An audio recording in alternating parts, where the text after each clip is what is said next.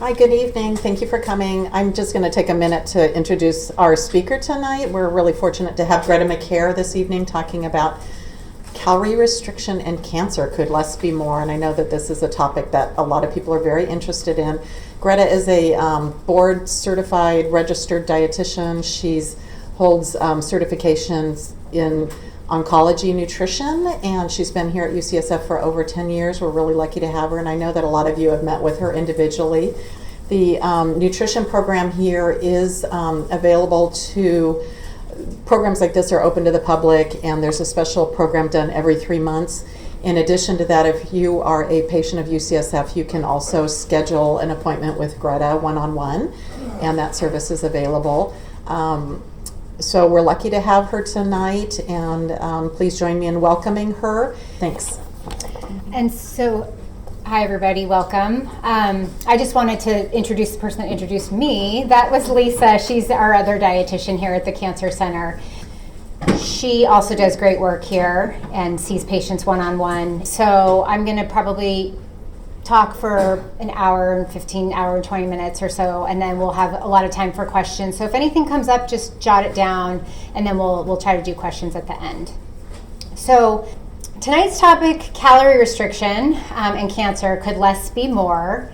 It's kind of daunting. A lot of people are thinking, hey, is this going to be my last meal after this talk? And but she has snacks, so what's going on here? So anyway, I just really wanted to do this topic because it's been coming up more and more when you look at the internet, or if maybe people have been approaching me and possibly Lisa and saying, I've heard about calorie restriction. What is it? Is it beneficial?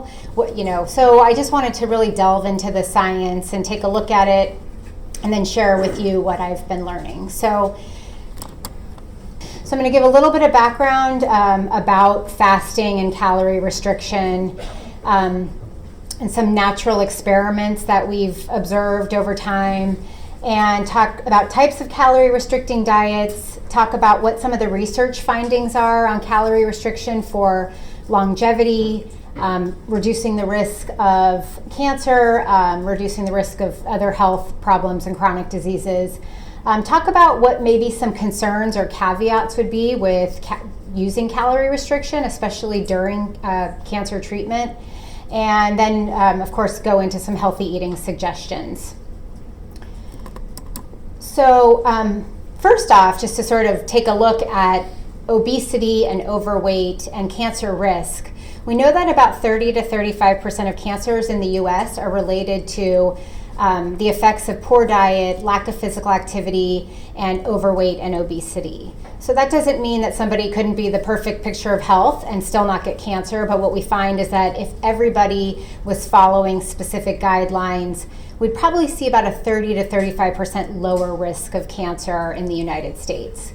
And there's at least 11 cancers that are posted here on this slide, at least 11 cancers that are linked to being at an increased risk for people that are overweight or obese. So I just wanted to first give you a little bit of background on how obesity could increase cancer growth or promote cancer. And there's three main ways that have been identified. And this picture actually comes out of the UK, so you'll see the spelling is a little different on some of the words. But so number one, estrogen, so hormones. So after menopause, estrogen is made by fat cells primarily, and they can make cells multiply faster in the breast or the uterus, increasing those types of cancers. The second way is through growth factors and hormones like insulin. So insulin and insulin-like growth factor, many cancer cells have receptors for these hormones. It's estimated that 70% of cancers have receptors for insulin or IGF-1, insulin-like growth factor 1. And these hormones are increased with excess fat and can cause the levels to rise, which can also tell cells to divide more rapidly. The third way is through inflammation, and this is chronic inflammation. And cells in the fat called macrophages release chemicals that are inflammatory chemicals called cytokines, and they encourage cells to divide, including cancer cells, so divide and multiply. So these are the three main mechanisms. I just want to give you a little bit of background. There are other theories too. These are kind of the main ones. And so just wanted to put this picture up here because what it says is food, nutrition, obesity, and physical activity and cellular processes linked to cancer. So we've got those three main mechanisms, but what we know is that the foods we eat, our body fat, talks to our genes, talks to the genetic material of our cells, and can influence pretty much all of the different cancer processes, ways that cells go from becoming regular cells to cancer cells, and so on. So just to give a little bit more background, the American Institute for Cancer Research has some general guidelines for reducing cancer risk, and they really talk about eating more plant-based diet, being at a healthy weight, and exercising regularly. They do have more specific guidelines, and the same guidelines that they recommend for risk reduction for initial cancers are the same things that they recommend for people that have already been diagnosed with cancer. So I just wanted to point you out to number one. Number one says be as lean as possible without becoming underweight. And so that's really where they're trying to address this connection between overweight and obesity and excess calorie intake and cancer risk and potentially cancer progression or recurrence in people that have already gone through cancer treatment. So just to give you a little bit of background on fasting and calorie restriction, fasting is really one of the oldest therapies in medicine. So everybody's probably heard of Hippocrates. He's known as the father of medicine, and all the way back in 400 BC, I think that's when he was around. He talked about fasting enabling the body to heal itself. And fasting in various forms is part of most spiritual traditions in the world. So fasting is nothing new in different forms. And then just to look at some of the natural experiments that have been done. So we've got, all the studies that we do where we try to put people on diets or put animals on special diets, but these are just some natural experiments that have been observed. One was in Denmark in World War I. They did food rationing, and so the Danish government enforced a 2-year food restriction on men and women, but the diet was well planned, so it didn't lead to malnutrition because they got all of their essential nutrients, but they had a reduced calorie intake. And they found that was linked, sort of a blip in time where their death rates went down by about 34%, that they tied to that 2-year food rationing period. A second observation was seen in World War II in Norway, and this was another food rationing where there was a forced 20% calorie restriction for 4 years, but there were no significant changes in the diet quality, so these people were still getting adequate nutrients but less calories. And the mortality rates dropped by 30% compared to pre-war levels. And later on in life, the women that were on that food rationing program, they correlated lower rates of breast cancer compared to women that weren't on the food rationing. So then we come to this phenomenon called the blue zones, or these longevity hotspots. So there's been 5 regions of the world that have been identified as having the most people that are 100 years or older, the most centenarians. And so they've studied these groups and tried to figure out what's special about these areas of the world that leads to longer lifespan. And so they found that maybe about 20% of it is genetic, but most of it is really about lifestyle. So there's a lot of common diet practices, primarily these 5 areas eat plant-based diets. They tend to also move more. They also tend to have more general social support. So it's not just diet, but one of the big things that they've looked at is the different types of diets. And I wanted to just focus in on the centenarians of Okinawa. So Okinawa is an island off of Japan, and it's one of the longest lived and healthiest populations in the world. So I think for every 100,000 people, they have 50 people that are over 100 years or older, which is 4 to 5 times higher than any other industrialized country.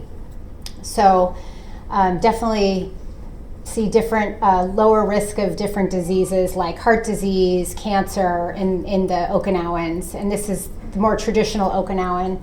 And so one of the things that's unique about their eating practices is that they practice this principle called hara hachi bu.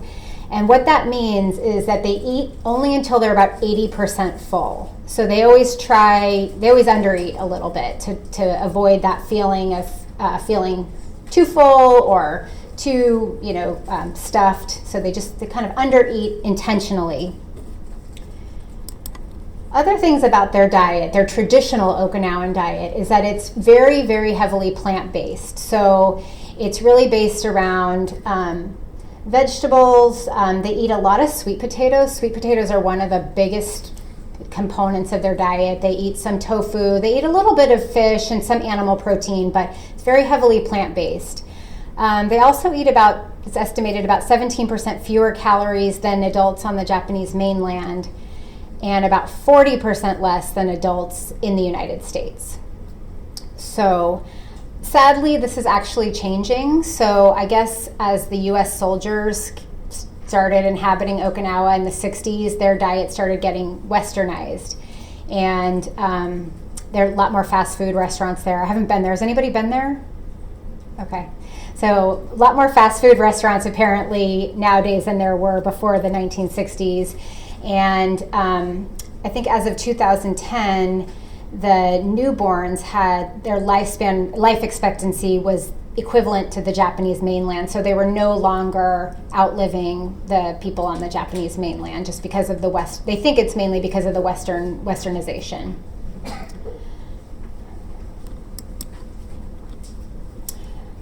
So another natural experiment that's been done is something that's called there's something called the Calorie Restriction Society. And so the Calorie Restricted Society, they also call themselves cronies. And this is a group that voluntarily restricts calorie intake by about 30%. And they've been doing it, most of them have been doing it for an average of about 15 years. And their overall goal is prolonging their lifespan.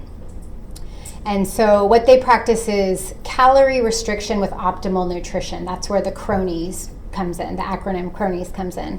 And what that means is that their diet meets all of the requirements for essential nutrients. It's high in vegetable fiber, it's high in these phytonutrients, these plant compounds that are beneficial. And it's also low glycemic load, meaning the foods they eat don't really cause big spikes in their blood sugar. And what they found is the cronies, they've looked at their blood markers, they've looked at different aspects of their health, and they have lower metabolic and hormonal risk factors that are linked to the development of pretty much the main chronic diseases, so things like diabetes, heart disease, stroke, cancer, and dementia. And so they have a website, crssociety.org, if you just want to learn more about them. And there's a researcher, I forget where he is, what institution, but I think his name is Luigi Fontana, and he does a lot of studies on the cronies. So he's really interested in their effects of their low-calorie diets, but with optimal nutrition. So that's kind of the background on some of the natural experiments that have been done. Now I want to shift a little bit more in terms of some of the more experimental interventions where we've looked at putting different organisms on calorie restricted regimens and look at what some of the results have been. So calorie restriction has been studied for a long time. So this Dr. Macaire started doing studies on mice back in 1935 on calorie restriction. So there's really a very extensive database of research in animal models on how calorie restriction affects their longevity, their lifespan, but also their health span. So their health span is basically how long you're healthy, not just alive, but also have good health. And so they've done experiments on everything from yeast to flies to mice and monkeys. So they've been doing many different studies. And I have a note here that actually says that calorie restriction without malnutrition. So all of these studies, they're planning these diets for these animals to where they're getting all their essential nutrients. It's the most studied experimental intervention for extending lifespan and health span. So it's very well studied in this population.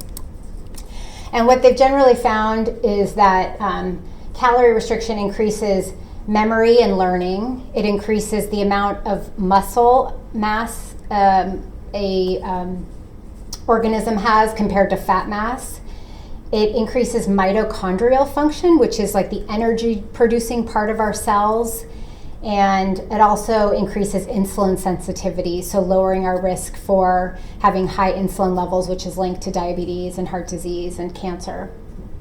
They've also found that it decreases cancer, kidney disease, autoimmune diseases, Alzheimer's disease, heart disease, and then sarcopenia, which is age-related muscle wasting, which is just a natural thing that happens as we age. We start losing muscle. But calorie restriction actually, in animals anyway, decreases that muscle wasting. So I am not going to give you a test at the end of this, but I just wanted to put this up there for people that really are looking to delve more into the mechanisms and the science. So for a lot of you, this is just something to take a look at. But for people, if anyone's out there that really wants to delve into the science, I would recommend the paper that I cited. It's Aging Research Reviews, August 17, 2016.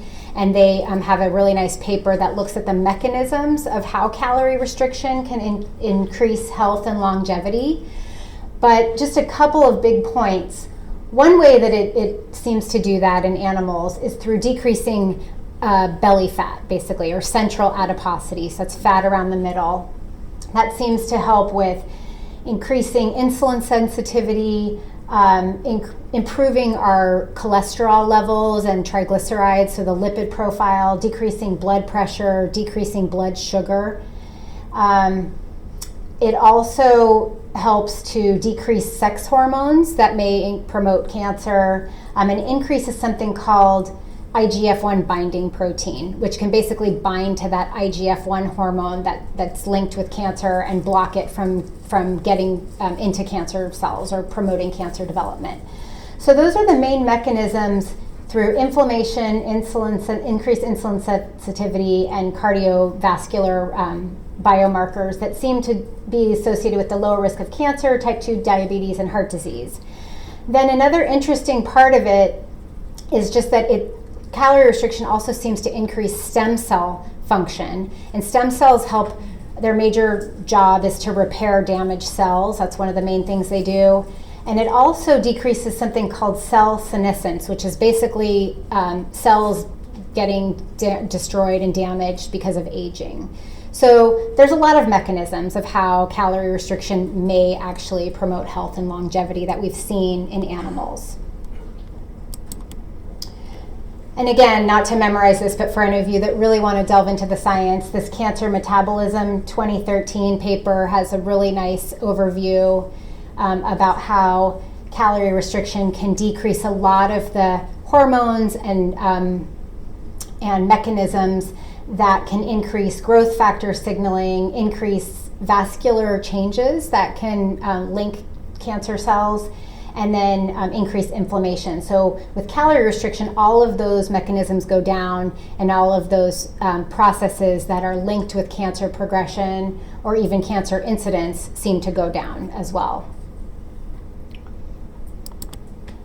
So now that we kind of have a basic understanding of the mechanisms, or not, maybe, I mean, it's pretty confusing, but I just wanted to give you sort of a general overview of what they see in the animal studies. I want to talk a little bit about types of fasting and calorie restriction regimens, because now that we're starting to do studies on humans, they're trying many different types of calorie restricting and fasting regimens. So there's not one, right way to do it that we know of yet. So first one is calorie restriction. This is kind of what the cronies do. This is a 20 to 40% reduction in calorie intake over a long period of time. So this is kind of like chronic, consistent, always eating 20 to 40% less calories than your estimated daily needs would be. There's complete alternate day fasting, where people will have a day where they eat no calories, they would just drink water, and then they would alternate that with eating days where they can pretty much consume calories freely. So they can just eat as they normally would eat. We have modified fasting regimens, and this is a popular area to look at research, and I'll talk about why I think that is. This is basically where 20 to 25% of calorie needs are consumed on scheduled days, and then calories are consumed freely on other days. So this is the basis for a popular diet called the 5-2 diet. Has anybody heard of the 5-2 diet? Okay, so and then the other modified fasting regimen that's really being looked at a lot and more studies is what's called the periodic fasting mimicking diet. And I'll go over what that is, but it's a reduction in calories for a short period of time. We also have time-restricted feeding, where people consume calories freely, but only within a defined window of time. So they may fast anywhere from 12 to 24 hours a day, and their eating window, the time that they can eat, shrinks down to 3 to 12 hours. So, and then we have religious fasting. A wide variety of fasting regimens are undertaken for religious or spiritual purposes, and they've looked at some of those religions where they do fasting. So like the Ramadan fast is one. They've kind of looked at some of those populations and tried to figure out if maybe that has a protective effect on their health. And some studies show it seems to, but it's not really that consistent. So now to talk a little bit about some of the human studies. So, and then we'll probably go back to animals because most of the research here is really in animals at this point. This is a study called the Calorie Study, and you might notice that calorie is misspelled, but it's intentional. So, because what it stands for is Comprehensive Assessment of Long-Term Effects of Reducing Intake of Energy. So the second E is there for a reason. And what this study was designed to do was, it was a 2-year study. It had 220 healthy, non-obese adults. And the goal was to reduce calorie intake by 25% and then compare it to a group that was just eating normal diet, not restricting what they ate. And so after the 2 years, what they achieved was an average 12% calorie restriction. So the group really didn't get to the 25%, but on the whole, they met 12% calorie restriction and for 2 years. And they found that the calorie restriction group had about a 10% weight loss, which was sustained over the 2 years.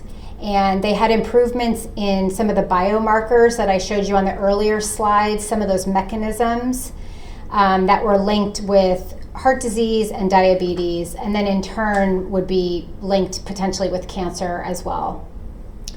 The interesting thing is they found that the calorie restriction was associated with a slowdown of their biological aging, even independent of the effects of weight loss.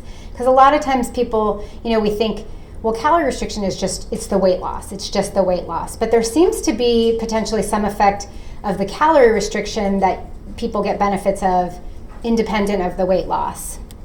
So they did this nice model where they compared the biological age to the calorie restricted group, which is the dotted line, with the triangles, and to the eating freely group, which was the black line with the black circles. And they found that the calorie restriction group over 2 years didn't really age. So they stayed about the same biological age when they looked at all of their different metabolic and blood markers and things like that. Whereas the eating freely group aged what they would expect them to age, somewhere between 1.5 and 2 years. So they aged normally. So And this was independent. They controlled for the weight loss with this model. So it's kind of interesting that they found benefits. So we know that if it was as easy as just cutting our calories by 20 to 40% or whatever, it would be easy. But that's not easy to do. So that's where a lot of people are kind of trying to get creative and look at these modified fasting regimens and how can we do this, because it's difficult. So on the good side, maybe there's less disease risk, possible longer life. But on the bad side or the downside is kind of this minimalist Spartan lifestyle where you just eat what you need and there's no extras. And that's going to definitely mean some modifications, different changes to socializing, a lot of behavior modification. And actually chronic calorie restriction does seem to decrease the ability to fight infection. So that potentially is a downside to chronic calorie restriction, that a lot of the people that are doing research on these modified fasting regimens are thinking that maybe could be avoided by doing short bouts of calorie restriction and then going off of it and still getting the benefits. So that's what's really being looked at. Are there ways to keep the good and limit the bad aspects of calorie restriction? So this is an example. This is to kind of tell you a little bit more about this modified fasting regimen. So this is what they call the 5-2 diet. And what it means is that 2 days a week, 2 out of 7 days, calories are only about 20 to 25% of estimated needs. So females are given 500 calories a day and men are given 600 calories a day. And then all the other days, people are told just to eat freely, eat what they normally would eat. Not go overeat on those days, don't go hog wild on those days, but just kind of eat what you would normally eat. And you'll see a lot of books. So there's the Fast Diet, which is out of the UK, and the doctor who wrote this is one of the kind of lead thinkers on this 5-2 diet. The American version is called the 5-2 diet book. So, but there's a lot of books that sort of talk about this 5-2 diet regimen. I'm not recommending you go out and buy them. I just wanted to show you that there's a lot of books you can find. But what would a 500 calorie day look like, just to give you an idea? So breakfast would be an egg and 2 cups of raw spinach. Lunch, 1.5 cups of vegetable bean soup. A snack would be 1/2 cup of blueberries and 5 almonds. Dinner would be cauliflower rice, which actually isn't rice. It's the cauliflower that's chopped up to look like rice. And 3 ounces of baked salmon with lemon. And that's going to get you just about 500 calories right there. And then fluids would be all non-caloric water, black tea, black coffee, or herbal tea, things that don't have any calories. So that's kind of what somebody would be eating on a 500 calorie day. So the next fasting regimen that's being researched is what we call periodic fasting mimicking diet. And this is being the lead thinker on this is this Dr. Longo, and he's at the USC Longevity Institute. And so he's done extensive research on animals and calorie restriction. And then he's done some studies in humans. And he's thinking about how can we get the benefits of calorie restriction without actually, making people just chronically have to undereat. And so he's developing this periodic fasting mimicking diet. And it's basically formulated to mimic the effects of periods of fasting, but it's not calorie free. So people are still eating 750 to about 1,100 calories a day. So far they've done tests on about 100. They've done two studies with about 100 subjects. So not a lot, but there are some more studies. But what they do is they eat about 40 to 50% less of their normal intake for 5 days. And then after 5 days, they just ate their normal diet for 25 days. So out of the month, 5 days on the lower calorie, 25 days just kind of eating typical. And then they repeated this 3 times. And The diet is not just low calorie, it's also really carefully planned because he's trying to mimic the effects of fasting but still give some calories and give nutrition. So it's plant-based. It's actually lower in protein. It's about 9 to 10% protein. And the reason that he has lower protein is because studies show that when people eat for a long period of time high protein diets, that seems to increase that insulin-like growth factor, which was one of the mechanisms that can be a promoter of chronic diseases like cancer and heart disease. So by reducing protein intake, it seems to reduce that IGF-1. It's moderate in carbohydrates. It's about 40% carbohydrates, and it's higher in fat than sort of a standard diet. It's about 50% fat. Again, it's plant-based, so everything the person is eating on the diet that they're testing in these studies is from plants. There's no animal foods. It is supplemented. There's vitamins, minerals, and omega-3 fatty acids supplemented. So what his studies have found so far is that kind of like the animal studies where they did just general calorie restriction, he's also seeing that this periodic fasting mimicking diet seems to decrease fat, cancer risk, inflammatory diseases, increase immune and cognitive function, and increase lifespan in animal models. So kind of nice, you can get some of the same benefits, or animals can get the same benefits with just short-term fasting and then not having to do it all the time. Humans, we really don't know the full effects yet. He is seeing that risk factors for different diseases, all of those mechanisms that I showed you, what they can test for seems to be reduced on the fasting mimicking diet. So these are biomarkers that would decrease diabetes, heart disease, cancer, and aging. So it looks promising, but it's still early to say what the effects are. Another area that I mentioned as far as like a fasting regimen is the time-restricted feeding. And so, again, that's just eating for a shorter period of time throughout the day. And they've done a few studies with breast cancer. I haven't found any other types of cancer that they've studied with prolonged nightly fasting. And the first study was done in women with early stage breast cancer. And they found that the women that fasted for 13 hours or more from dinner to breakfast, so for example, dinner was done by 5 and no breakfast until 7:30, or whatever the time frame was. That was associated with a 36% lower risk of breast cancer recurrence. There was longer sleep duration and healthier blood sugar levels in the women that had longer fasting periods. Another study found that women that habitually eat after 10 p.m. Had a 50% higher risk of breast cancer, and this was done in Hong Kong with Chinese women.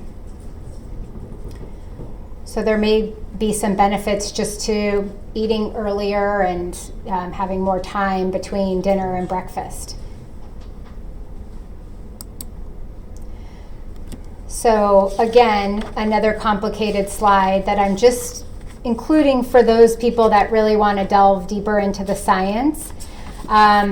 This is sort of recent attention is focusing on calorie restriction as an adjunct therapy to traditional cancer therapy, so chemotherapy and radiation, and looking at could fasting or calorie restriction improve cancer treatment. And so the studies have been done in cell lines, cancer cell lines, and mice studies. And it's really interesting because cancer cells and normal cells respond a lot different to chemotherapy and radiation in fasting circumstances. So what they're finding is that normal cells have less toxicity from the treatment and less side effects are noted. And so in mice that have the cancer and they're getting chemotherapy and then they have them fasting, they're finding less side effects than the mice that are eating freely. They also find lower growth factors and inflammation in the normal cells. The cancer cells, on the other hand, respond to chemotherapy and radiation when it's combined with calorie restriction or fasting by being more sensitive to the cancer treatment. So they tend to, they're seeing in these studies that there's less cancer cell growth, the treatments are more toxic to the cancer cells, and that there's actually more drug getting to the cancer cells in the fasting environment.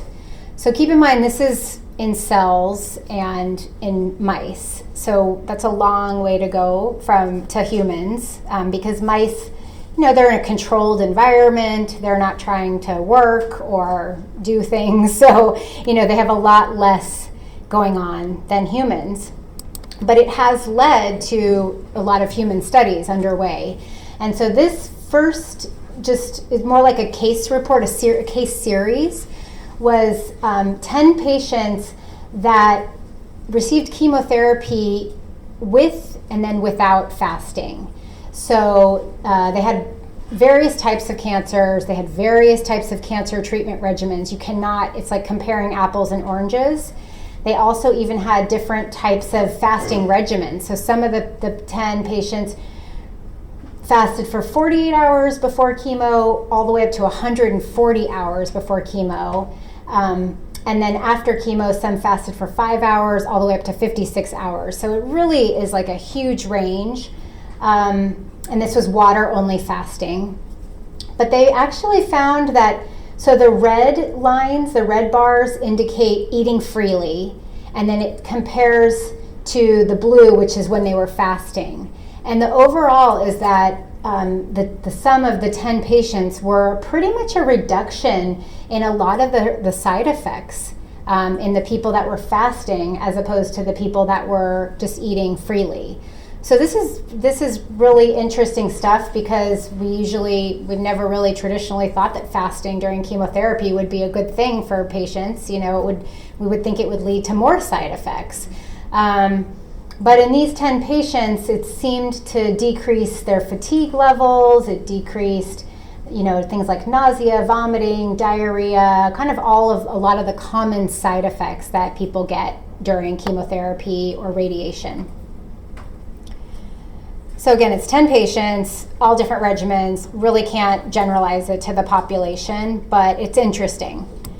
And because of all of the cell and mice studies, there's quite a few studies underway. So clinicaltrials.gov is the clearinghouse where you can look up all the studies that are being done on pretty much everything that the NIH knows about or is funding.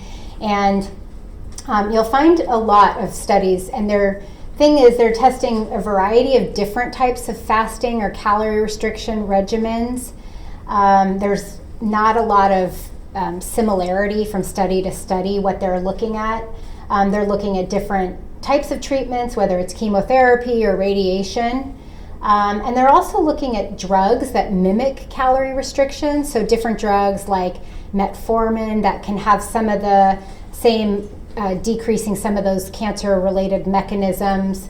And they're also looking at different diets that kind of, again, have that cancer or that calorie restrictive mimicking aspect to it. So one would be like the ketogenic diet, which is a very high-fat diet, low protein, low carbohydrate diet, which kind of has some aspects of mimicking calorie restriction.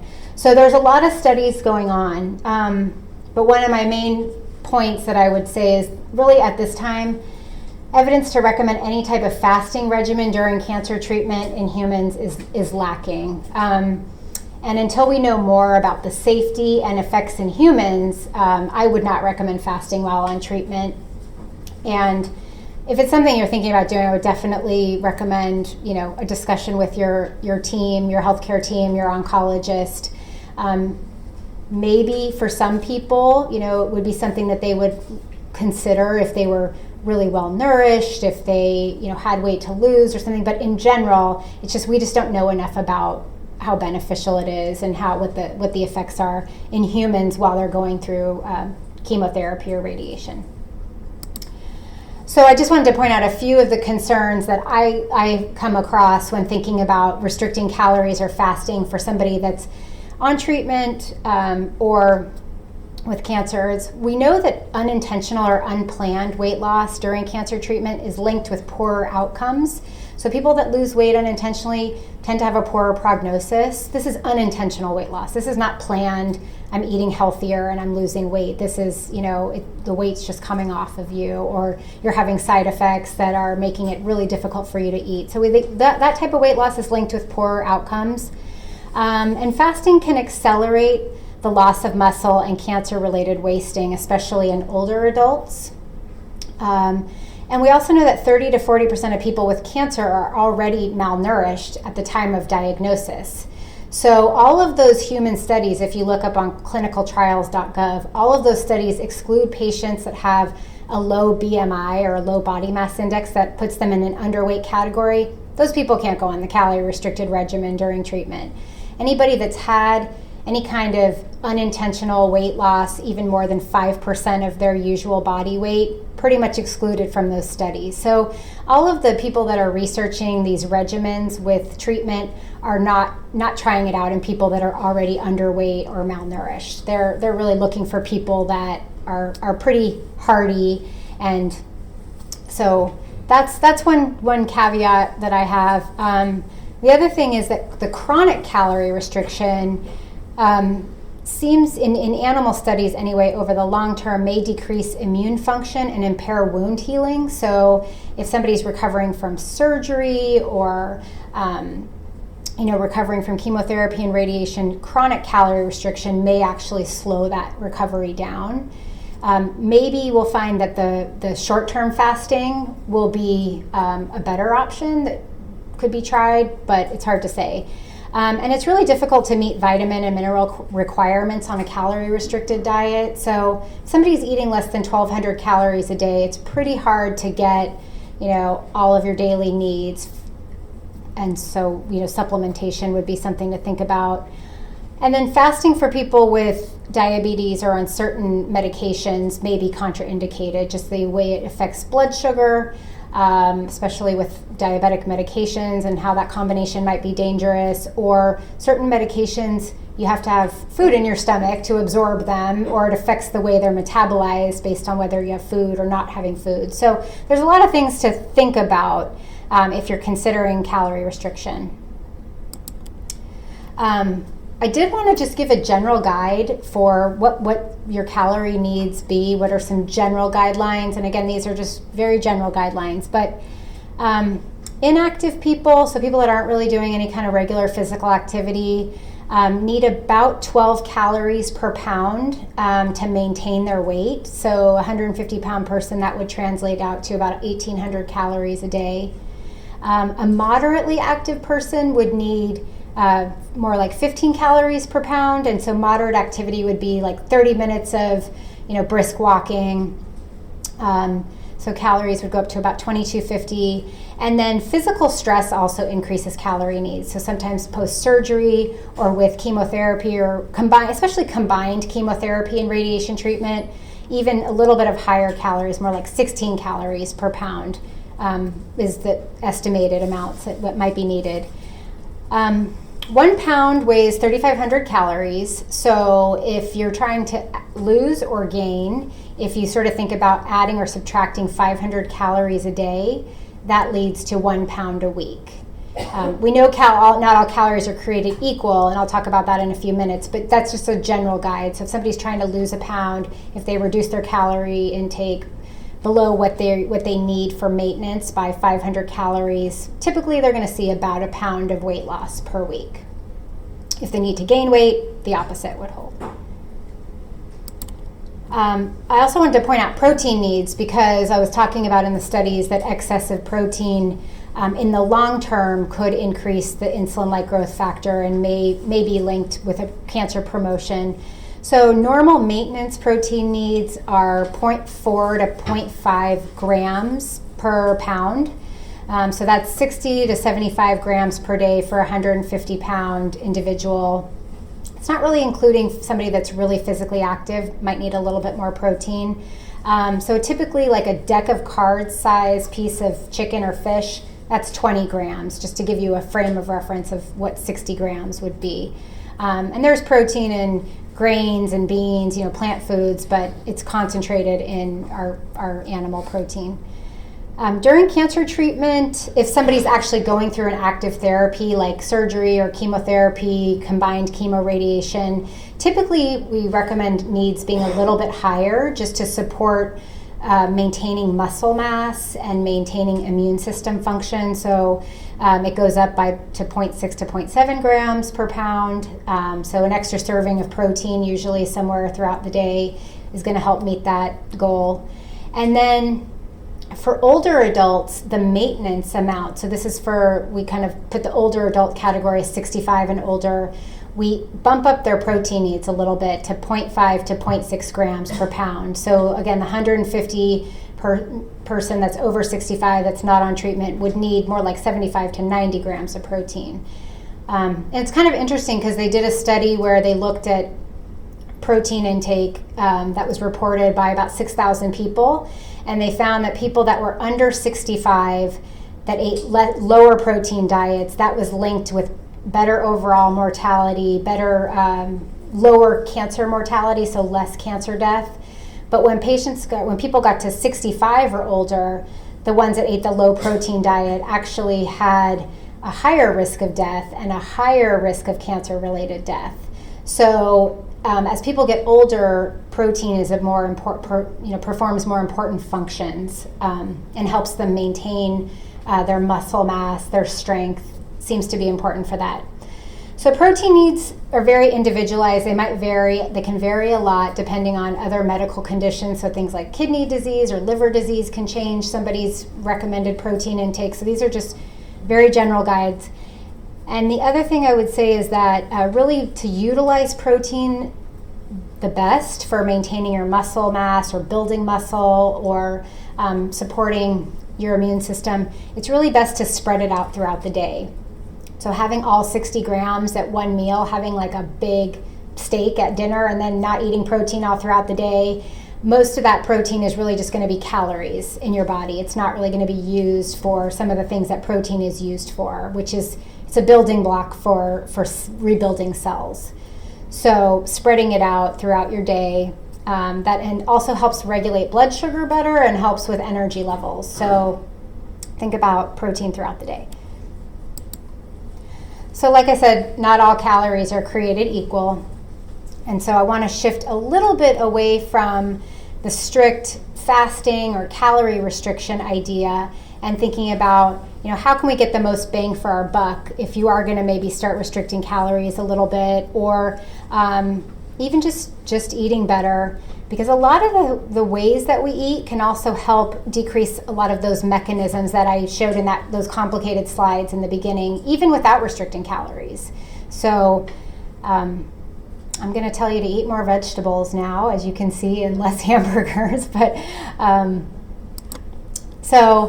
all the guidelines, all the research is kind of focusing on choosing a mostly plant-based diet. And so plant foods are going to be higher in vitamins, minerals, fiber, prebiotics, which are the important food for our gut bacteria, which we have more bacteria cells in our gut than we do human cells, and they're very important, and they're very important for our immune system. So we get prebiotics from plant-based foods, and then these phytonutrients. And the phytonutrients are the colorful compounds that make tomatoes red, make leafy greens green, and they protect the plant from the environment, but then when we eat them, we get some health benefits.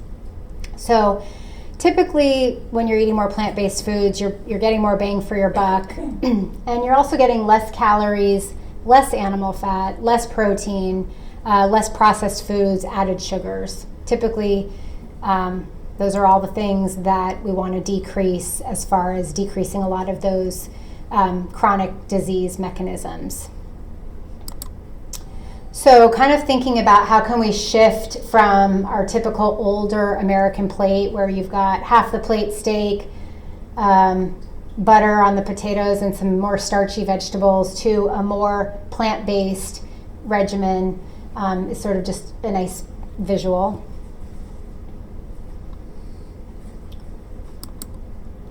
And then starting to replace those energy-dense foods with nutrient-dense foods. So, for example, same quantity, 100 grams of French fries is going to give you 350 calories and 0% of your vitamin A. If you shift over to, say, a baked or roasted sweet potato, you're getting 76 calories for the same amount, and now you're getting 284% of your vitamin A for the day. So you can check that box that you got all your vitamin A there. Or if we were to shift from having ice cream for dessert to something like strawberries, you're significantly reducing your calories and you're significantly increasing your vitamin C. So that's the concept between replacing energy dense with nutrient dense. Then we've got the regular typical rice, white rice, and 200 calories a cup, no vitamin C. And then we might look at doing the cauliflower rice that I mentioned, 25 calories a cup and 70% of your vitamin C. Lastly, there's a chicken nugget there. That looks hard to see, but that's a chicken nugget. And so comparing 80 calories of chicken nugget versus 80 calories of vegetable lentil soup, you're getting a lot more fiber with the vegetable lentil soup. And I don't know which one would fill you up more. I think the soup would probably be a little bit more filling than the one chicken nugget. So kind of getting creative and thinking about, how can I get more nutrients, less energy is the first thing to look at. I like things like these spiralizers. Does anybody use a spiralizer? Yeah, they're fun. You can take zucchini and make it into pasta. You can do all kinds of fun things these days. You can go to Trader Joe's and buy frozen cauliflower rice. It's like everybody's kind of on this track with using vegetables in place of starches to reduce calories. I mentioned the phytonutrients, and I just wanted to point them out again because they've identified there's thousands of phytonutrients, and many of them haven't even been identified yet. So there's probably hundreds of thousands, or I don't even, a lot basically. But there's probably 600 or so that they've already figured out have somewhat of a calorie restricting effect in terms of downregulating some of those mechanisms that are linked with chronic diseases. So the more color you can get in your diet, the more array of these potentially beneficial compounds. So specific fruits and vegetables that have maybe kind of calorie restricting mimicking phytonutrients would be onions, garlic, the cruciferous vegetables, which is the broccoli, cauliflower, kale, Brussels sprout family. Dark chocolate has some of it, even coffee, green tea, berries. So kind of the deep, dark, bold color, bold flavor.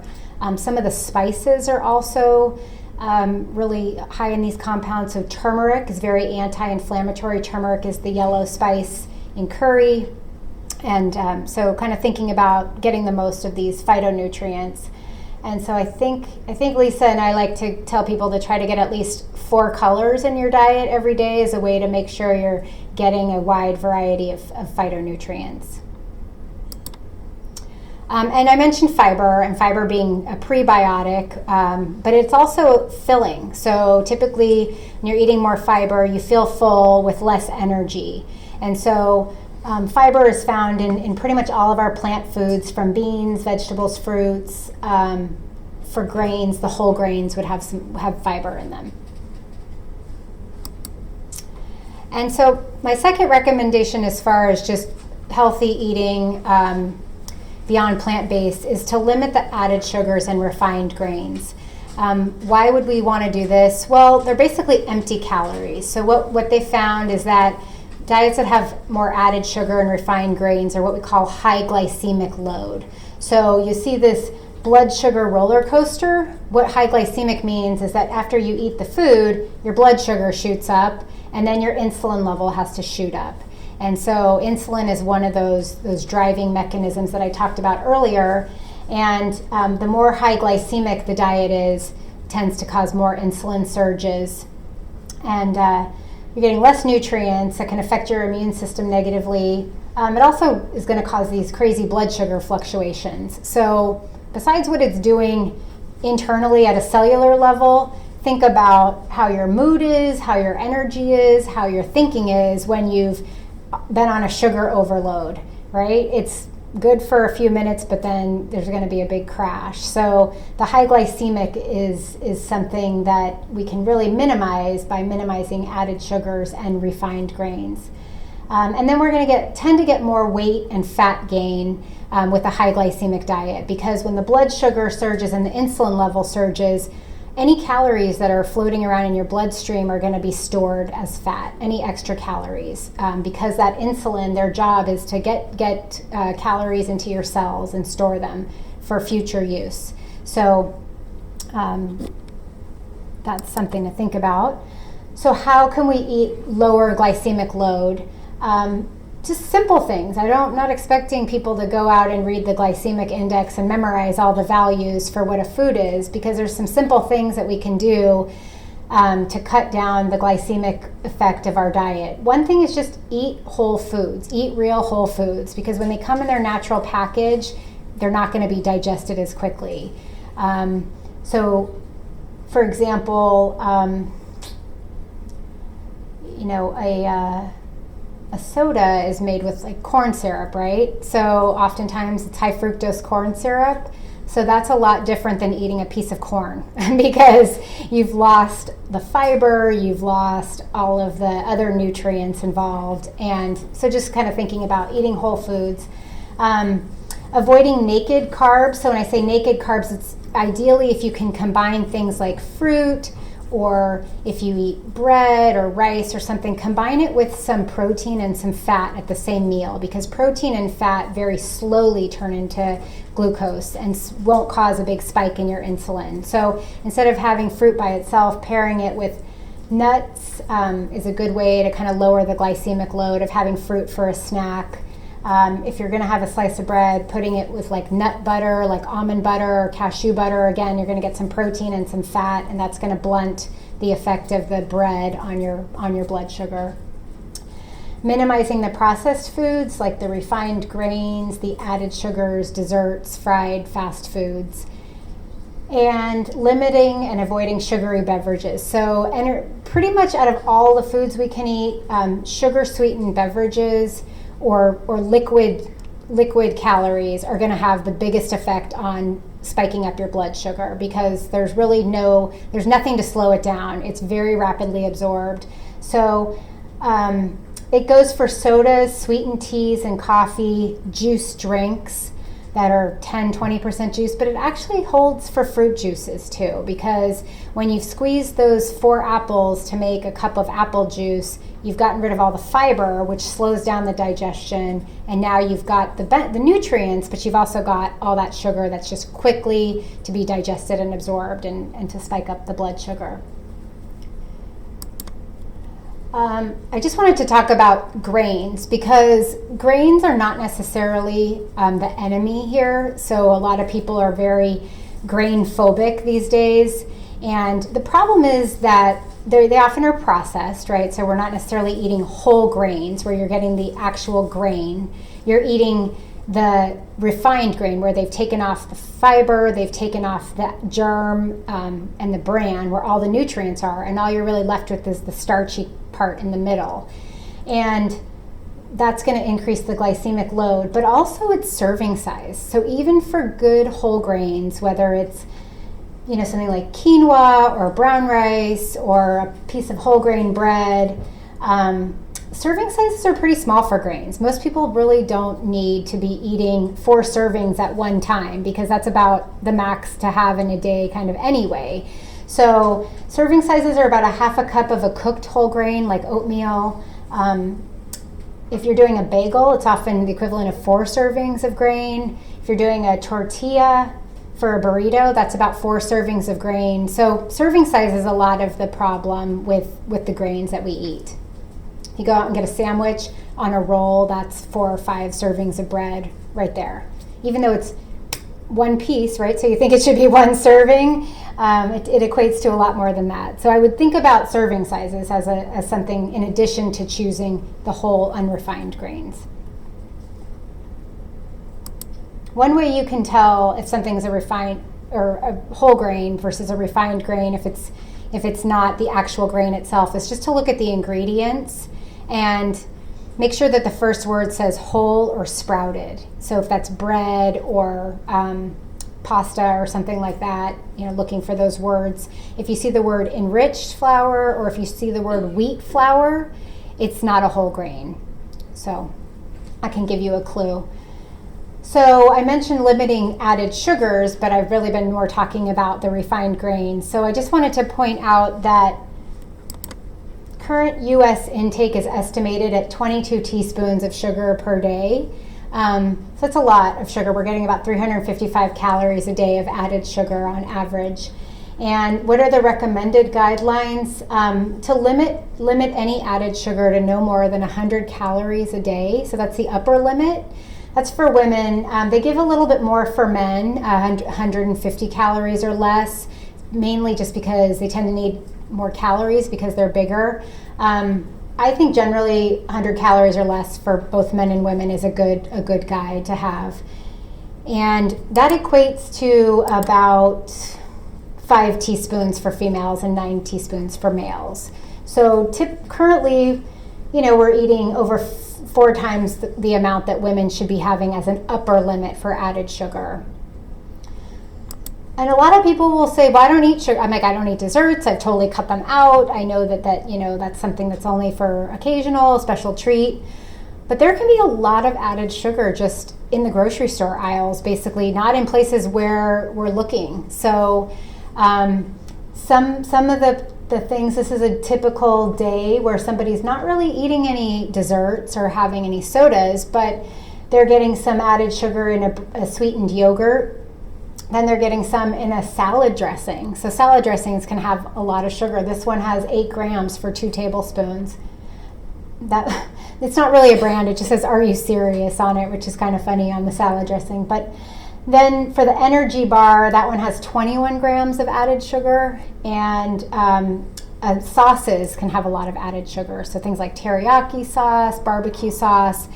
So this poor person didn't think they had any added sugar, didn't have any desserts or sodas, but they actually ended up having 53 grams of added sugar for the day. So they had, 2, 4, 6, 8, 10, 12, 13 teaspoons of added sugar. Has anybody found something that they were really shocked when they looked at the label and to see how much sugar was in it? Any? Yogurt.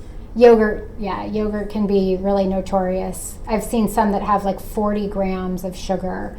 That's 10 teaspoons. So definitely look at the labels. And for right now, you really can't see the difference between added sugar and natural sugar in a food, but the new labels are coming out soon. Hopefully, they're supposed to come out in 2018, where they will differentiate between added sugar and natural sugars. And low-fat milk has a lot of sugar. It has a lot of natural sugar because when they reduce the fat, the carbohydrate content of the milk goes up. So yeah, it has a fair amount of sugar. That movie popcorn with all the imitation butter, whether it's butter or margarine. Movie popcorn, yeah, there's anything like that can have a lot of added sugar. So just how could we make over this meal? We could go for plain yogurt with a little bit of fruit and some walnuts and cinnamon, 0 grams. Salad with just olive oil, lemon juice, and herbs. So it's a lot less expensive. It's probably going to taste better than your store-bought salad dressings, and no grams of added sugar. You could have a snack that had almonds, apple, even a little bit of dark chocolate. So you are having a little bit of a treat there, and that's only 10 grams of added sugar for the day. Skip the sweet sauce.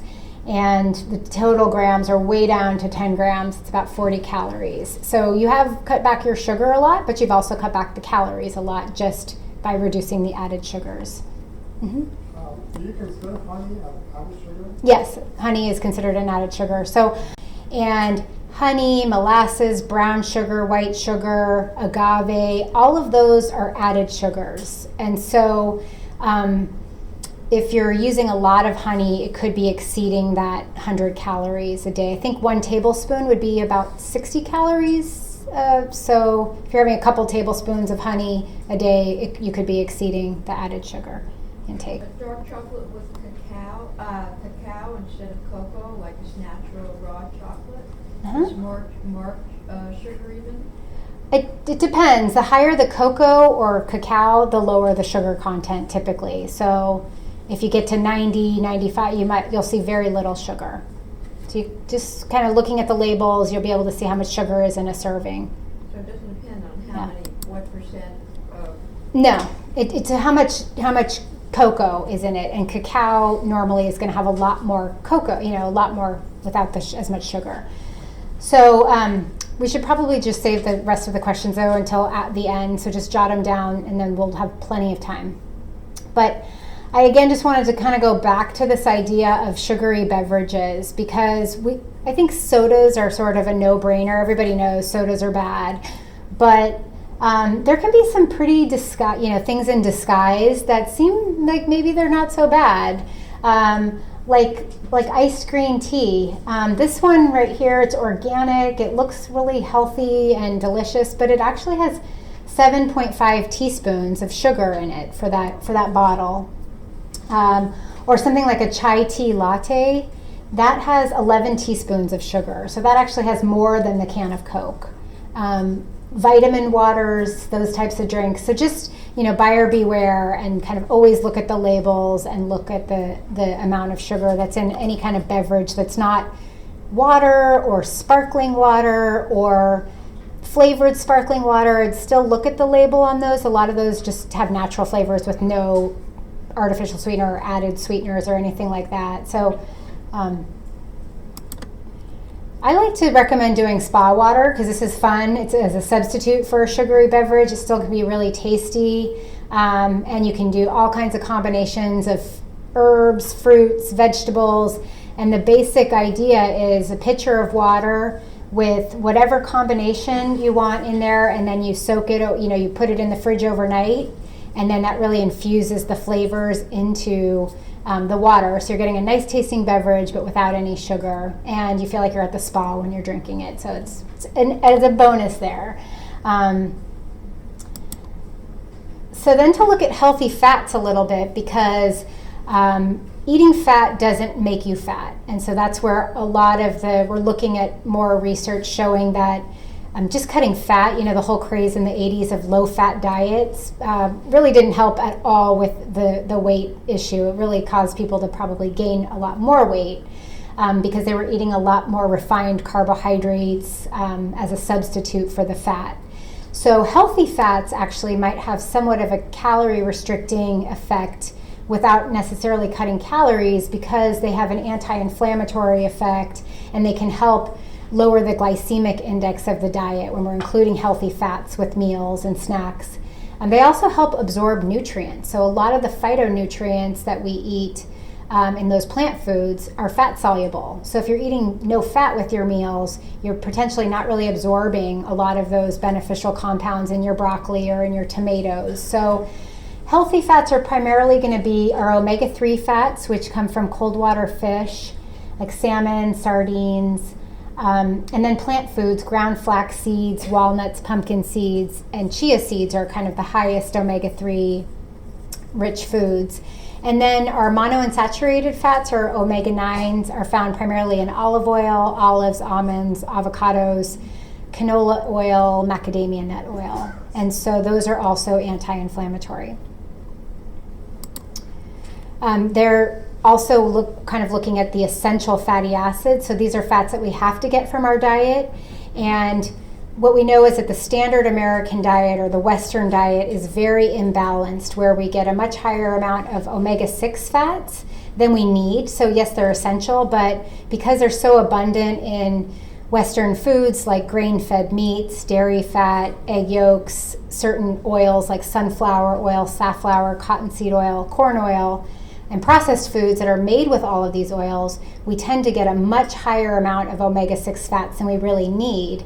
And when we're getting too many, they found that it can increase inflammation, and that can be a promoter of tumor growth, progression, and angiogenesis, which is the blood cell formation from cancer cells to other cells. And they also have an immune suppressive function when we're eating too many omega-6s. So the general idea about balancing out essential fats is reducing omega-6s. You don't have to try to get them. You will get adequate amounts because they're really abundant in just vegetables and things. So they're essential, but you don't really have to work on getting them. The omega-3s, though, we don't get enough of in our diets, typically in the standard American diet. And there's not that many food sources. It's, again, the cold water fish. So that's salmon, trout, sardines, herring, cod, and then flax seeds, chia seeds, walnut seeds, pumpkin seeds, and then this weed called purslane, which has kind of a higher amount of omega-3 than most other vegetables. So the omega-3s are anti-inflammatory and have been shown to inhibit tumor growth and are immune enhancing. So kind of the idea with the diet is let's get more omega-3s and less omega-6s to balance this out, and that can almost have a beneficial effect as far as some of those mechanisms that are similar with calorie restriction. So just to talk about some additional tips, I would say before worrying about reducing calories, I just like to make sure that the foods in your diet provide the best nutrition. So focusing on nutrition versus calorie restriction, typically calories intake decreases naturally without having to work at it. I have talked to so many patients who said, I got diagnosed with cancer, I changed my diet, and I lost 20 pounds. I stopped eating sugar, I stopped drinking soda, I started eating more vegetables, and they lost weight naturally, not because they were, not unintentionally and not unplanned weight loss. It was just because they really started focusing on the quality of their diet and getting a lot more nutrition that way. So that's one positive way to focus on calorie restriction, is getting more nutrition and less energy density. And don't try to wing it. So if you are thinking about doing calorie restriction, one thing I'd say is look at the week ahead and balance out the heavier days with the lighter eating days. So one of the researchers that did working on the Calorie Study that I talked about earlier, he was saying, this might not be that realistic, especially for the general population, but that possibly you could just get some benefits by kind of looking at your week and thinking, okay, I know I have a social engagement on Friday, and Tuesday I have a work meeting where there's going to be a dinner, so maybe I'll eat lighter on Thursday and Sunday just to kind of balance it out. So if you don't plan your week, a lot of things can come flying at you that are going to be a lot of eating opportunities, and then the whole idea of maybe lowering calorie intake even on a couple days is just really hard to do. So look ahead. And then I think there's really something about dinner and giving yourself a longer period of time from eating dinner at night to breakfast in the morning. So if you have to eat dinner late, I would recommend making that your lightest meal, and then skipping the eating in front of the TV, skipping the nighttime snacking, because that's probably going to be pumping up some of those things like insulin and some of the inflammatory markers, because at nighttime, that's when our body is kind of meant to be more at rest and less active. So it has something to do with our natural rhythms of the clock, the circadian rhythm, and it seems to be better to eat more during the day and lighter at night, and give more time between dinner and breakfast. And then planning in some forms of physical activity daily, because when you burn some calories, you're going to be able to eat more or just have a calorie reduction from that. Again, it goes back to planning. So stocking your refrigerator with nutrient-dense versus energy-dense foods makes it so much easier.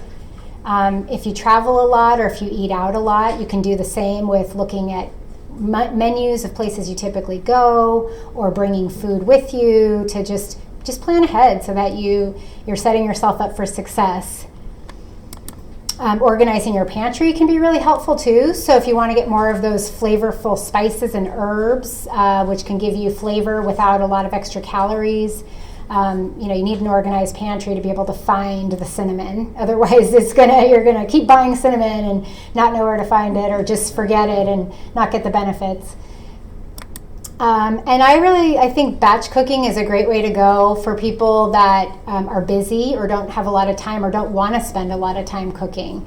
So batch cooking is kind of the idea that you can take a day, take a few hours a week and make 2 or 3, hearty recipes, like a nice soup that can last you for several meals, a big salad that can be in the refrigerator for a few days, that can get you through so that you can, keep on the healthy, nutrient-dense eating without having to, start from scratch every day and cook all of your meals. So some resources that I think are helpful. One is all the cookbooks by Rebecca Katz. I really like if you're looking for cookbooks. They're not specifically about calorie restriction, but they're definitely nutrient-dense recipes and tasty and delicious.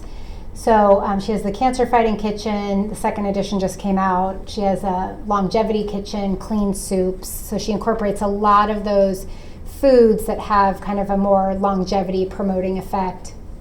And then for websites, a fun one is fun if you're a nutrition geek, but it's called the chronometer.com. And so this is a calorie tracking tool, but it doesn't just track calories. It actually also gives you a pretty good calculation of all your nutrient intakes.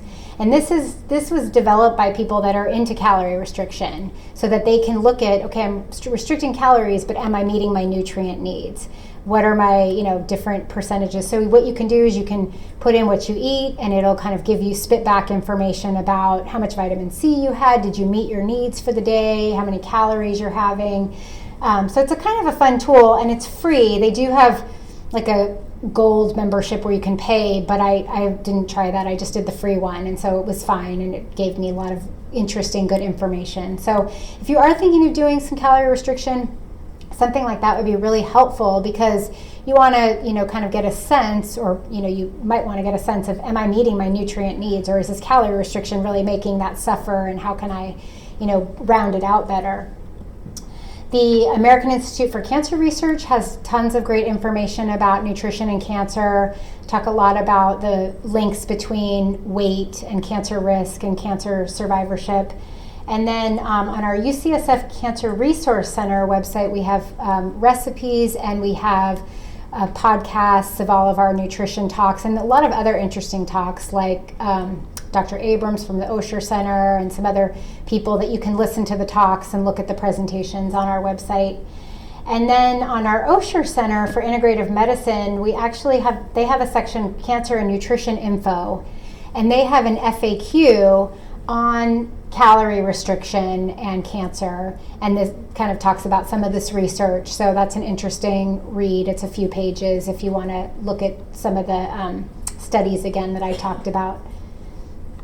So one thing I would say is practice precaution. So always discuss changes in your diet and supplements with your healthcare practitioners. And if you're a patient here, you can come in for an individual appointment and talk with us about what we think might be good for you to do. And I'll kind of leave you with the Hippocrates quote that you've probably seen many times: let food be your medicine and medicine be your food. So we have a lot of time for questions, so I'm happy to take questions. I know there could have been a lot of information. So there's a question in the back. How about the frozen vegetables or still have all their nutrients? So do frozen vegetables still have all their nutrients? Yes. And you can use them as a replacement for fresh vegetables. Yeah, exactly. So when they do frozen vegetables, they pick them and they freeze them, or they blanch them and freeze them, so it really locks in the nutrients. And so they're a really good option. Sometimes they don't taste as good as fresh vegetables, but as far as the nutrient profile, it's pretty similar. You don't lose much at all with frozen vegetables. And in some cases, could even be a little bit higher if you're going to a grocery store where there's a lot of produce that has, they don't have a quick turnover and things have been kind of sitting out for a long time and kind of losing some of the nutritional value. Yeah. You have a question with the hat, baseball cap? Vegetable juices are pretty low in sugar unless there's added sugar. So vegetable juice, like a tomato juice, 8 ounces of tomato juice would have about 5 grams of natural sugar in it, compared to 8 ounces of fruit juice, which would have more like 30 grams of sugar. So it's not really going to be a big sugar load with having a vegetable juice. A lot of juices now, though, are combinations of fruits and vegetables. So even with green juices, it's a good idea to look at the ingredients, because a lot of times the first ingredient will be apple or pear. And so it's really going to be a lot more like a fruit juice versus a vegetable juice. Yeah, he goes for low sodium V8 juice. That's a great suggestion. I agree. And then another baseball cap over there. That's a good question about how much nutrients you lose. It really depends. I mean, I don't even know really to give you a percentage, and it's going to depend on the type of vegetable and how it's stored. So something like corn is pretty hardy. I think the nutrients are pretty tightly wound in those little kernels. So you're probably going to lose a lot less than if you were talking about like spinach or a leafy green or something like that.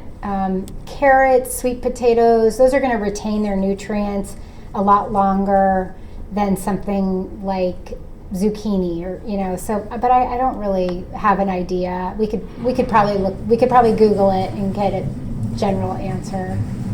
So I'll take the blue shirt. Get that. The questioning. Have there been since then studies where the more moderate calorie reduction, of course you have a lot more subjects to study to get statistically significant. Right. But what's So he's asking about animal studies and how restrictive are they? And I saw studies where they're restricting as little as 20% all the way up to like 60%, and it did seem to extend lifespan the more restrictive the calories were. So the 60% restriction lived longer than the 20% restriction. I think that holds true in mice so far, but generally the research seems to show that if you could get about a 20 to 30, probably average about a 30% calorie restriction, you can get most of the benefits without having to go too drastic. And that's where a lot of the studies now with humans are looking more at these periodic fasting regimens where you don't necessarily have to do chronic, which may not be as good as doing little short bouts of restriction. Because they've done some studies where they've compared like the short-term fasting, like the 5-2 diet, to just general calorie restriction for weight loss and things like insulin.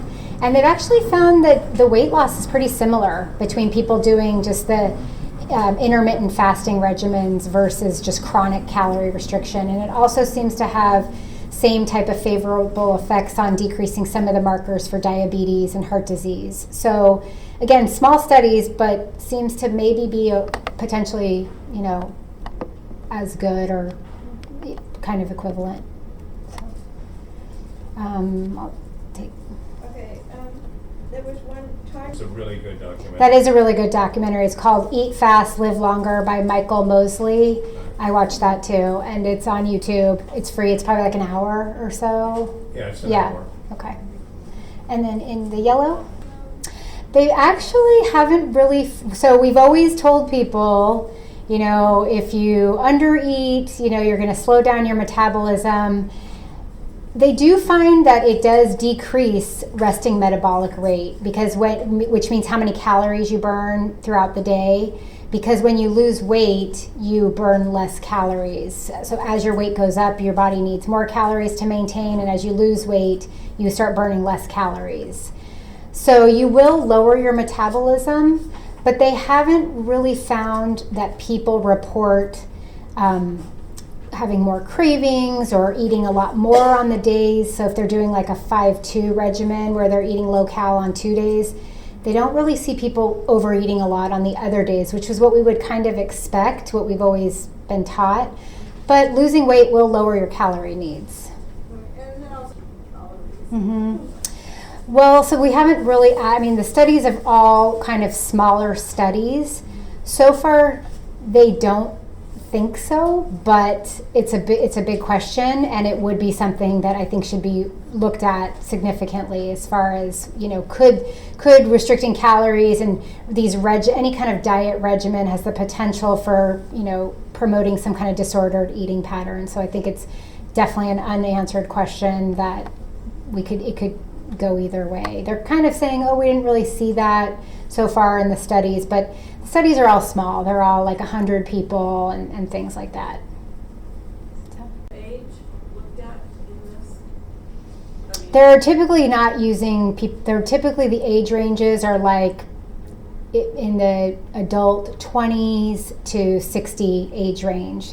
They're not really doing calorie restrictive studies on older adults. Like I'd say 67 is like the cutoff that I've seen with the studies, because most of the researchers don't really encourage calorie restriction in older adults because they tend to be more at risk for muscle loss with aging, that sarcopenia, the age-related weight loss, and a lot of people have a harder time eating just because of being alone or dentition and things like that. So they're really not studying it with that group.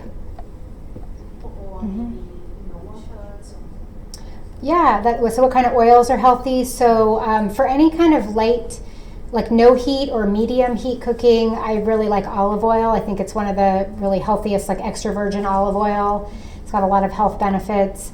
If you're doing something high heat, like over 350, something that's higher heat, like avocado oil is a really good healthy oil. That's probably my first choice. And for sauteing, I actually like to use a little bit of oil because it helps absorb a lot of the nutrients from the vegetables. Or if you're doing steaming, just maybe drizzling a little bit of oil on the vegetables after they're cooked. Because without a little bit of fat with the vegetables, some of the nutrients won't be fully absorbed. But you don't need a lot. I mean, literally like a couple drops, half a teaspoon. You don't have to do a lot of oil. Yeah. Did you? Well, they don't have calories, but so they don't have calories. But the studies actually show that they're not associated with weight loss. So they're not really beneficial as far as like a calorie. They're going to reduce calorie intake. They're not going to raise blood sugar, but the studies show that people that eat artificial sweeteners don't lose weight compared to people that don't eat artificial sweeteners. So there's some way that it changes our body chemistry to maybe thinking we're getting some sugar or craving more sugar. So I'm not a big fan of artificial sweeteners. You have a question? So can you look up what companies, what their packaging, what their expiration? I would go to individual company websites. They're going to have that. I don't think there's any central database. I mean, the FDA has food safety guidelines, which will tell you how long you can have something in the refrigerator or how long something should be stored frozen, but it's not going to tell you anything like that specifically. And then you had a question behind. Yeah. Yeah. So the phytonutrients are basically what gives plants, when we look at them, the color and then the flavor. So the different types of flavors.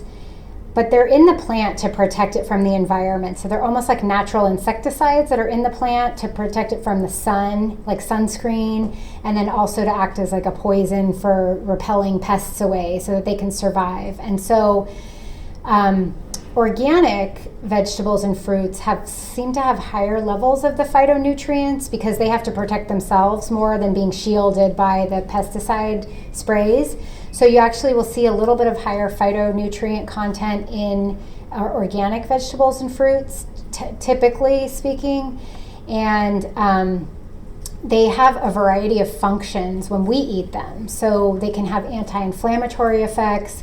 They can act as antioxidants, which protect our cells from getting damaged by chemicals that cause like rust, so to speak, like rust on a car. That's kind of like the oxygen effect in our body. They're antioxidants. They support our immune system. They also even do things like in our liver help. We have detoxification enzymes in our liver, and certain foods can help those enzymes work better.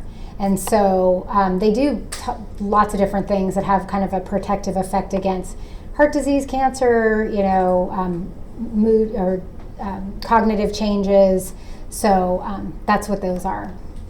But Yeah. I might add that it produces more Okay, so they're saying that if you cut certain vegetables, it makes the phytonutrients more active. Yes. And I've seen that with certain things, like garlic, for example. If you chop up garlic and let it sit out for about 10 minutes before you cook with it, a lot of the compounds get exposed to oxygen and they become more aged and more potent.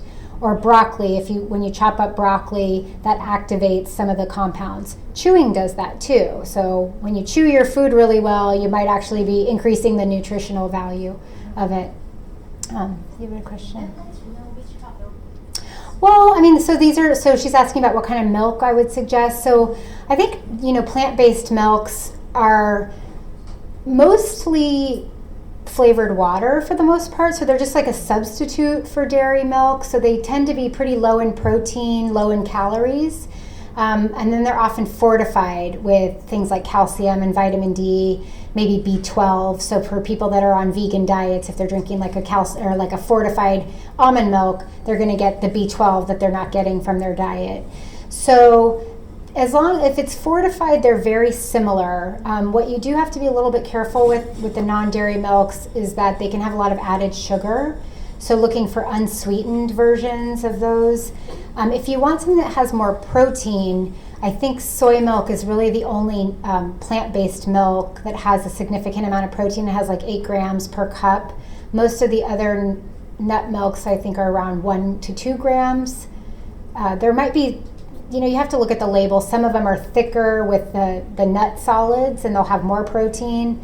But if you're looking at a lot of the standard brands of the non-dairy milks, they're like 0 to 1 gram of protein. So they're pretty similar. Pretty similar. And do you have a question in the back? Well, everything is processed to some degree, but cheese, like a fresh cheese, wouldn't really be considered a heavily processed food unless you're eating like Kraft American cheese slices. It does, cheese though is an animal-based, it's mostly animal fat and protein. So as far as cancer risk goes, cheese seems to be linked with cancer in certain studies, especially with certain types of cancer like prostate cancer. So I recommend if you're using cheese, using more like a goat cheese or a sheep cheese, something that's a little lower in fat. And that's from a grass-fed animal, and then kind of using it as a condiment, just a little sprinkle here or there just for flavor, as opposed to taking the center stage of a meal. And there's actually some good substitutes for cheese. Like nutritional yeast is something that you can buy at the health food store. I think Trader Joe's has it now, but it's a fortified yeast that tastes similar to Parmesan cheese. So you can use it as a substitute on pasta or popcorn or something like that. And kind of get that Parmesan cheese effect with a lot less calories and less fat and protein. Yeah. I'm supposed to avoid that? Yeah. So he's asking about kidney stones, and when you have kidney stones, a lot of times they want you to avoid foods high in oxalates, which are in most vegetables, nuts, whole grains, beans. They're in a lot of plant-based foods. I don't know off the top of my head. I don't have the list memorized, but usually within the high oxalate foods, you kind of can balance out your intake throughout the day, so you can have smaller portions of some of the high oxalate foods and then sort of steering towards the lower oxalate. There are some nuts that are lower. I just don't know what they are off the top of my head, but that's really pretty readily available on the internet. And then fluid intake is one way to really, just staying really well hydrated is one way to minimize kidney stones, even independent of making those diet restrictions, just because that helps flush everything out. So sometimes you don't have to be as restrictive if you're hydrating really well. Randall's plaques? But in any case, I mean, there's a lot of individual things that make there be ifs, ands, or buts to these recommendations. So you always have to sort of individualize it to yourself. You have a question? Can you speak to antioxidants during radiation? Well, that's a whole nother topic that we could spend a lot of time on, but since you brought it up, it's controversial. So antioxidants are things like vitamin A, C, and E. They're the real strong antioxidants. And one of the ways radiation therapy works is by creating oxidative stress that damages cancer cells. So radiation oncologists are usually very concerned about their patients taking antioxidant supplements during radiation because there's some evidence to say it might decrease the effectiveness of radiation. It's not conclusive, but that does not mean that you need to avoid antioxidant-rich foods because So it's only supplements? it's only high-dose supplements. It wouldn't even be what you get in a multivitamin. The studies where they have seen maybe a downside have been giving high-dose antioxidants, like 400 IUs of vitamin E, over 500 milligrams vitamin C. So you wouldn't get that from food. So has food is an fine. impact. Food is fine, yeah. And then do you have a question in the back? Let's start with the plant. But fruit that you would add to it? Right. Yeah, so I mean, I think some yogurt can be a good breakfast, plain yogurt, not the sugar sweetened kind.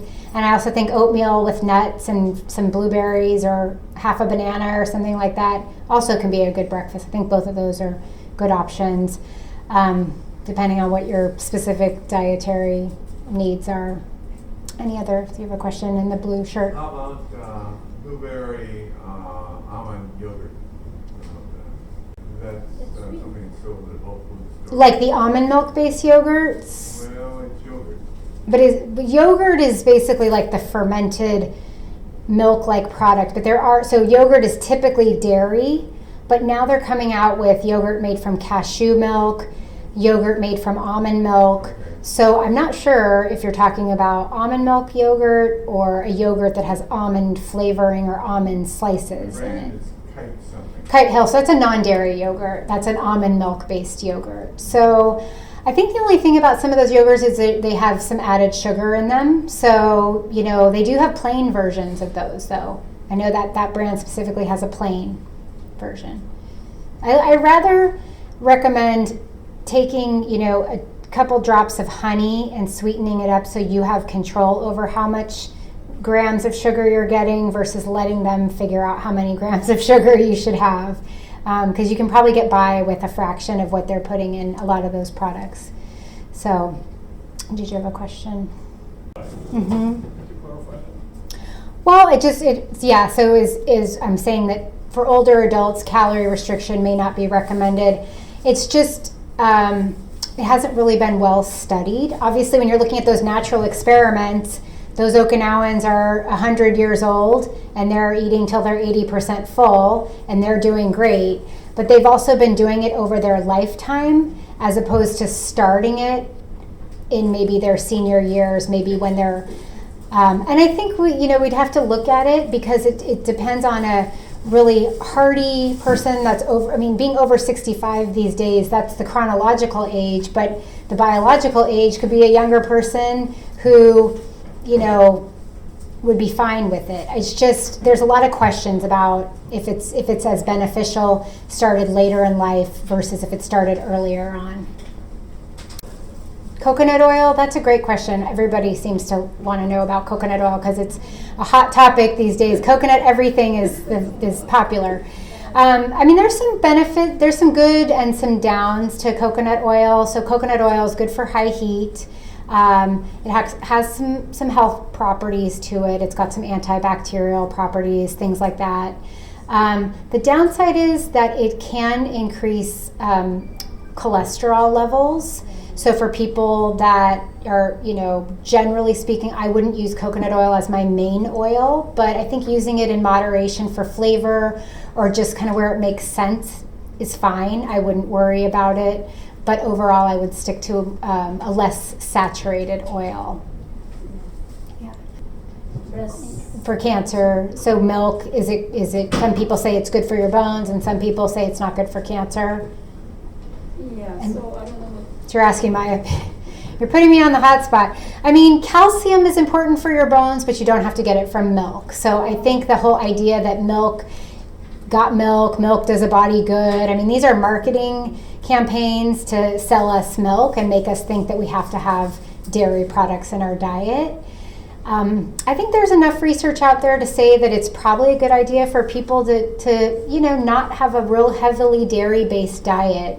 I don't think there's a lot to say that you have to strictly, completely avoid it, but I don't think there's much to say that it's something that really should be included in the diet, because we can get calcium from a lot of other foods, like leafy green vegetables, tofu, nuts, seeds. There's quite a lot of calcium sources, and dairy is really concentrated in calcium, but that doesn't mean that it's the only way to go there. So I'm more of a fan of low to moderate dairy intake, or just not necessarily consuming dairy on a regular basis. What do you consider low to moderate? Like 1 serving a day, so like a cup, serving of yogurt or something like that would be considered low. So a lot of the studies that they've done looking at prostate cancer, because that's probably where the dairy and cancer connection is really researched the most and strongest, shows that men that have a serving or less of dairy per day doesn't really increase the risk, but when they go above that, it seems to start increasing the risk. So that's sort of where I think is a good 1 or less per day. So I'll take a couple more questions in the white shirt. So he's asking pomegranate pills and pomegranate eating the fruit. The pills are the extract, so it really just depends on what they've extracted into that pill.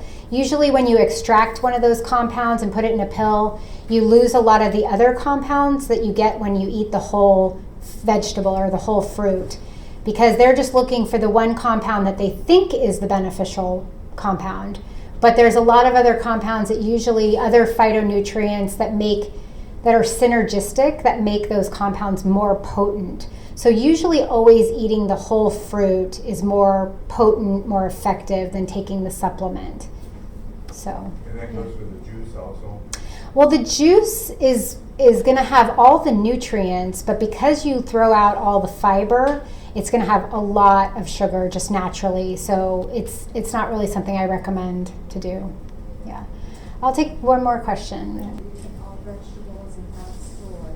Yeah, a lot of people can get, most vegans, when they look at their diets, don't have a hard time getting their protein needs met if they're eating beans or lentils regularly, because half a cup of beans is about 10 grams of protein. So that's where people get a lot of protein. Nuts and seeds have some protein. So like a quarter cup of nuts has about 7 grams of protein. Certain grains are higher in protein, like quinoa or millet. So you can eat a plant-based diet and meet your protein needs. What about vegetables? Are they high in protein? Not typically. They do have a little bit, but like a half a cup serving would have about 2 grams of protein. Yeah. So, all right. So I just want to thank you all for coming tonight. Hope you learned something new, and look for our next talk, phytonutrients, which will be in a few months' time.